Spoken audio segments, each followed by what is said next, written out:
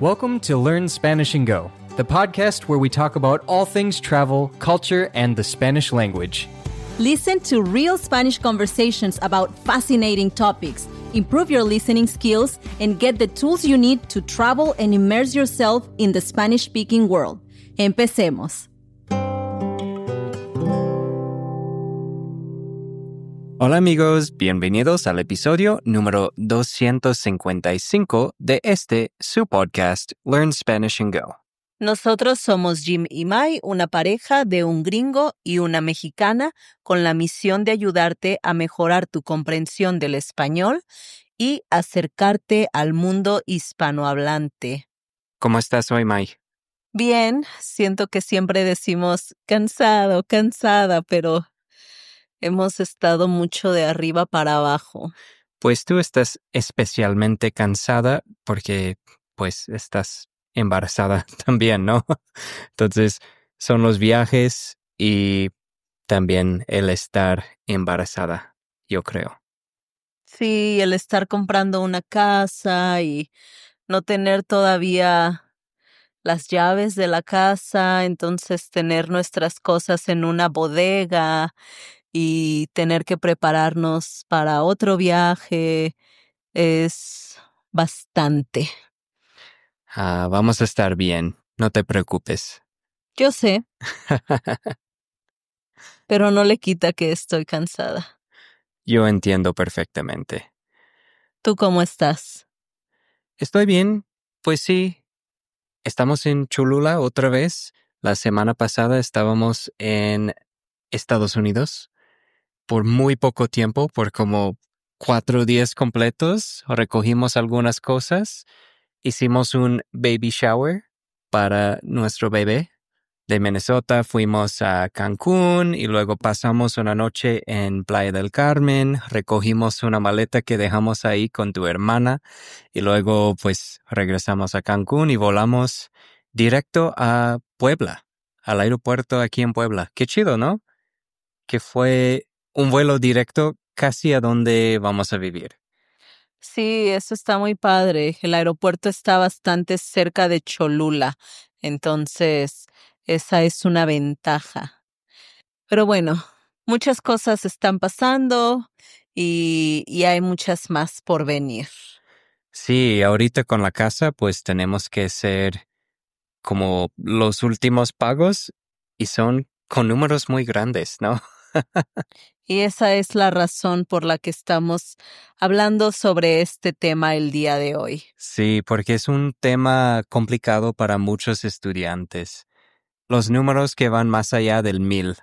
Estamos hablando sobre 1,000,000,000, 1,000,000, 1,000,000,000, 1,000,000,000,000, números así.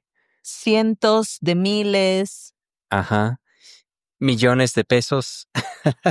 billones de dólares. Sí, sí, así es. Y no ayuda que los términos que se usan en español son diferentes a los términos que se usan en inglés, o al menos como lo que suena como 1,000,000,000 en inglés no es el mismo número en español. Sí, por lo general los números, pues la estructura no es tan difícil hasta que llegas al billón de, de pesos. O bueno, no tienen que ser pesos, ¿no? Pero en español, porque pues si intentas traducir, por ejemplo, 500, pues en inglés son 500. Si buscas traducir 3,000, pues en inglés son 3,000. Pero 1,000,000,000 dirías, claro, en inglés es 1,000,000,000, Pero no es así. pero no es así. Pero bueno, ¿por qué no empezamos más pequeño y luego vamos de ahí? Ujú. La primera cosa que vale la pena mencionar aquí sería con 100 o los números que van 100, 200, 300, etc. Y un error que muchos estudiantes cometen es la diferencia entre 100 y 100, cuándo usar uno o el otro. Ajá, sí, por ejemplo, tú puedes decir 100 pesos o $100, ¿no? Cuando es solamente la cantidad cerrada, decimos 100. Ahí está tu 100, ¿no? Pero ya cuando estás combinando el 100 con otros números y dices 101, 127, ya en las combinaciones es cuando ya no dices solamente 100 y tienes que convertirlo en ciento y el numerito que le estás agregando. Sí, eso es muy importante. Y luego de ahí, después de 199, pues todo es cientos, ¿no? 200, 300, 500, que es un poco confuso, ¿no? Porque no es 500, es 500. Ujú, Y luego tenemos 600, eso es fácil, ¿no? ujú. Suena obvio, pero luego tenemos 700. No 700. No, no, no, no. En español se dice 700. Ujú, Y luego con 800, otra vez suena fácil, ¿no? 800. Pero luego otra vez cambia el patrón un poco con 900. No 900, eso no se dice. Son 900. sí, entonces ahí tienes que poner un poquito más de atención con los números estos que Jaime mencionó en los cientos, ¿no? Principalmente 500, 700 y 900. Sí, son los irregulares, ¿no? Porque no va con 500, es 500, 700, 900, como dijo Mai. Ujú, sí, como que no toman la raíz del mismo número. Exacto. Pero ahora sí, vamos mucho más grande, ¿no? Porque de ahí vamos a hablar sobre los miles. Ajá, bueno, entonces el primero de los miles tenemos 1000, ¿no? Así nada más. 1000, que es 1000. Tenemos 2000, 3000.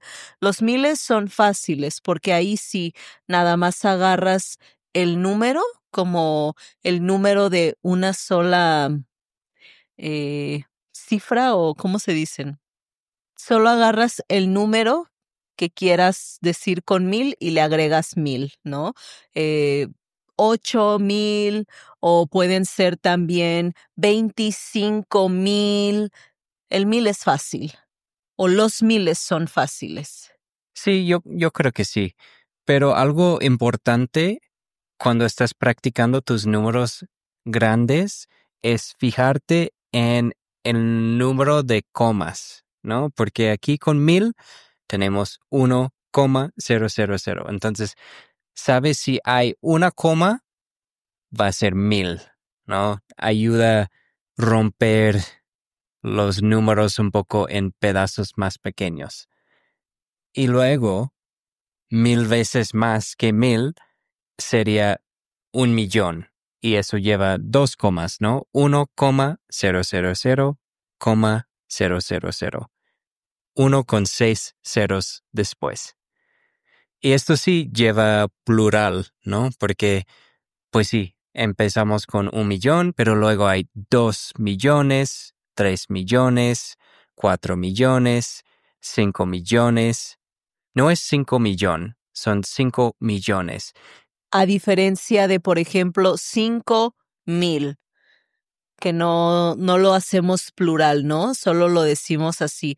No decimos 5000 o, ay, tengo 3000 de pesos. No, 3000 pesos. Ajá, entonces con 1000 nunca lleva plural y con millón sí lleva plural. A menos que digas, por ejemplo, se encontró una maleta con miles de pesos, cuando no estás especificando la cantidad de cuántos miles, solamente estás diciendo, pues que fueron más de uno, pero no dices exactamente cuánto, ahí sí puedes decir miles. O sea, la palabra miles en plural sí existe, solamente no se utiliza para un número en específico. Es un número en general que agarra los miles, pero no dice exactamente cuántos, solo te dice más de 1000, más de uno. Así es. Y si no eres un experto con los números grandes en español, pues ahorita vamos a distorsionar tu realidad un poco, porque así me pasó a mí cuando aprendí la diferencia entre un billón en español contra un billón en inglés. Porque hasta ahora todo bien, todo está bien en el mundo, todo tiene sentido porque 1 millón en español es 1 million en inglés. Perfecto. 1 con 6 ceros después. Pero después de ahí, como dije, la realidad empieza a distorsionarse un poco. Porque si quieres decir 1 billion en español, tienes que decir 1000 millones. Sí, en español nosotros, pues no sé, como que utilizamos palabras diferentes, una escala, ¿cómo le dicen? Escala, un sistema de numeración larga. Entonces, para nosotros, después de 1 millón o de, no sé, 100 millones o 999 millones, sí tenemos 1000 millones. O sea, después de los cientos de millones, siguen los 1000 millones, que esto es algo que en inglés no hay. Correcto. Sí, estamos hablando sobre un número con 9 ceros después. Entonces, en inglés nunca puedes decir 1000 million. No, Ah, no, eso sería 1 billion. ok. Pero para nosotros en español, un billón es un número con 12 ceros después. Entonces, 1 billón en español es 1 trillion en inglés. Qué loco, ¿no? No tiene nada de sentido en mi mente. Let's take a quick break. Ahorita regresamos. Ready to take your Spanish to the next level while experiencing Mexico like a true local? Join us this year for an unforgettable Spanish immersion retreat in Oaxaca, Mexico City, or Guanajuato. Immerse yourself in the sights, sounds, and flavors of these iconic destinations with guided cultural excursions, authentic cuisine, and personalized Spanish lessons. Don't settle for a cookie-cutter vacation. Embrace a life-changing adventure where you'll speak Spanish with confidence and make memories that last a lifetime. Visit SpanishandGo.com/immersion-retreats to learn more and book your spot. Nos vemos en México. Si yo ni siquiera puedo pensar, o sea, como que mi mente no puede contener qué significa un trillón. O sea, ¿cuántos ceros hay en un trillón? No tengo idea. Pues apenas lo dijiste, 12. No, ese es un billón Oh, bueno. en español. Estoy diciendo en español. Sí, ya ves, estoy confundido otra vez. Sí, 1 billón en español es un número con 12 ceros después, que en inglés sería 1 trillion. Ay, no, qué loco. Apenas lo tuve que googlear. Son muchos ceros Muchísimos, sí. para un trillón. O sea, tenemos en el español la palabra trillón también, que obviamente suena como que sería lo mismo que trillion en inglés, pero son diferentes también, ¿no? Entonces, uff. Sí, son números un poco agobiantes. Como dices, es imposible imaginar 1 billón o 1 trillón de cosas, ¿no? Sí, cuando estábamos pensando que podíamos hablar sobre este tema en este episodio, Jaime y yo estábamos pensando como, pero ¿quién llega tan lejos? O sea, ¿cuáles son las cosas en la vida que alguien puede contar hasta llegar a 1,000,000,000,000 o 1,000,000,000,000? Nada casi. Las deudas de un país. Ahí lo tienes. Porque Pero esas son cosas que a la gente en general como que no sé, no te quita el sueño pensar que, ay, México le debe 3,000,000,000 a no sé qué país, ¿no? pues hay gente que sí. Me imagino si tu trabajo depende de eso, ¿no? Pues mi trabajo no depende de eso, pero yo sé que Estados Unidos debe billones de dólares. Está endeudado billones de dólares. Claro, pero lo que digo es que tú no estás sentado en una oficina contando dólar por dólar hasta llegar a los billones. Pues no. O sea, la gente, ninguna persona cuenta nada hasta llegar a los billones, trillones. Por lo general no. Entonces yo creo que aquí sería un buen momento de como que decir que ya no tienes que saber números más grandes que esto, ¿no? 1 billón en español es 1 trillion en inglés. Sí, un número con 12 ceros. Exactamente. Pero si quieres ir un nivel más, un nivel más grande, puedes hablar sobre 1,000,000,000,000, que sería 1 quadrillion Ujú. en inglés. Que se representa con un número seguido por 15 ceros. No manches. Esos números usas para medir distancias en el espacio, ¿no? Quién sabe para qué se usan, pero ahí está. Y ya después viene ese en español que te decía, ¿no? Nuestro trillón en español, que es 1,000,000,000 de billones, que se expresa por una unidad seguida de 18 ceros. Sería un número con 6 comas después, ¿no? Agrupando los ceros por 3, tienes ahí 1, 2, 3, 4, 5, 6 comas para escribir este número. Qué loco. Y también tuvimos que googlear esto porque yo no tenía idea que el trillón en español es en inglés el quintillion. 1 quintillion. Es un número que jamás vas a usar, ¿verdad?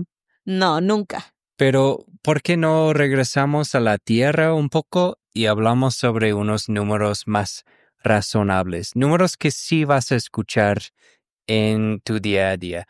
Por ejemplo, en México casi siempre vas a ver casas o terrenos denominados en MDP, millones de pesos. Y otra vez, regresando a 1 millón, es como en inglés 1 million, ¿no? Un número con 6 ceros después. Entonces, por ejemplo, una propiedad que cuesta 3,523,000, muchas veces lo vas a ver anunciado como 3,523, tal vez. Normalmente solo ves dos números después. 3,52 MDP, millones de pesos. ¿Qué opinas, Mike? ¿Cómo los estudiantes deberían practicar los números grandes? Pues yo creo que con una tabla, así donde vengan los números separados, ¿no? Entre como los números de una sola décima, los de 2, los de 3, y así ir escribiendo números al azar, ¿no? Y tratar de decirlos, pero checando, ¿no? Corrigiéndote, utilizando el internet tal vez para checar. ¿Cómo se dice este número en español? Y lo escribes para obtener la respuesta correcta una vez que tú ya lo intentaste hacer. ¿no? Entonces, no sé, podrías escribir, si simplemente escribes 1, 2, 3, 4, 5, 6, 7, ese número lo puedes decir, por ejemplo, sería 1,234,567. Ahí está. Sí, cuando yo lo veo, pues veo 2 comas, entonces yo sé que con 2 comas el primer número va a estar en millones, ¿no? Entonces, 1,000,000, como dijo Mai, luego 234,000, porque hay una segunda coma, 567, como dijo Mai. ¿Tú qué opinas? ¿Tienes otra forma para que las personas que están aprendiendo español repasen o estudien los números grandes? Pues primero, ayuda a practicar con números más pequeños y ya después de eso, agrupando los números y estudiando los nombres como apenas revisamos ahorita. El saber que 1,000,000 en español es 1,000,000 en inglés, pero después cambia el sistema un poco. Entonces, practicando esas diferencias, pues ya vas a poder decir los números grandes en voz alta. Sí, sirve mucho encontrar como situaciones de la vida real, ¿no? Como dice Jaime, cuando él está viendo precios de casas o terrenos, pues intenta decir en voz alta estos números que ves, ¿no? Eh, Igual y un año no es un número tan grande, pero ayuda también, ¿no? Como practicar los números más pequeños, como dijo Jaime, para ir de ahí un poco más en grande. Otras situaciones, por ejemplo, cuando hablas de la población de un país, eh, como dijo Jaime, también las deudas que tienen los países con otros países son normalmente cifras muy grandes que te pueden ayudar a practicar, ¿no? Busca información así como datos curiosos para sacar en una conversación. ¿Sabías que, no sé, Alemania le debe no sé cuántos billones a este otro país? Te hace sonar ñoño e interesante a la vez. Bueno, y sí, a mí me gusta ver cuánto valen las propiedades en países diferentes. Y pues sí, puedes practicar con propiedades en México, puedes practicar con números aún más grandes viendo departamentos o casas en Colombia, porque ellos manejan números aún más grandes. Pero bueno, esperamos que este episodio haya sido útil para ti, para entender mejor cómo funcionan los números grandes en español. Sí, como ya dijimos, busca oportunidades para practicar, empieza con los números más pequeños y ya de ahí síguete hacia los números más grandes. Y si alguien te dice un número grande, acuérdate que puedes pedirles que lo repitan o que lo digan más lento o que lo escriban. Y a veces vale la pena preguntarles porque en algunos lugares, como en Puerto Rico, a veces la gente mezclan los términos de inglés y español aún más. Entonces tienes que verificar cuál número están diciendo exactamente, porque puede ser una diferencia bastante grande si no clarificas. Pero bueno, muchas gracias por escucharnos y hasta la próxima. Hasta luego. We hope you enjoyed listening to this episode of the Learn Spanish and Go podcast. To get the most out of each episode and boost your Spanish comprehension, be sure to check out our accompanying podcast membership at SpanishAndGo.com. There you can get transcripts, quizzes, and breakdown sections in English with explanations of the most important words and phrases from each episode. If you want to show your support, please rate the podcast and leave us a review. Don't forget to subscribe and go to SpanishAndGo.com for more resources. Muchas gracias y hasta la próxima.